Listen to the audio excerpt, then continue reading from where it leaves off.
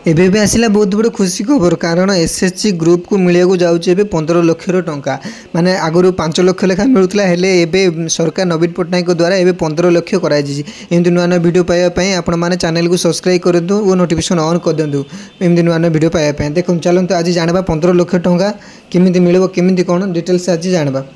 देखो नवीन पुणी क्षमता को आसिले एसएसजी ग्रुप महिला मानक मिले पेंशन योजना बीजेडी निज इस्तफार एभली कही बेले नवीन वीडियो और वार्ता चर्चार विषय पलटि जहाँ चलित निर्वाचन बिजु जनता दल पर एक गौरव कथा किंतु विरोधी दल बीजेपी यह कंटा साजुची मिश्र शक्ति माँ माने पेंशन पाइबे बोली कहिसंती बीजेडी सुप्रीम नवीन पट्टनायक खाली पेंशन नुहे 15 लाख टंकार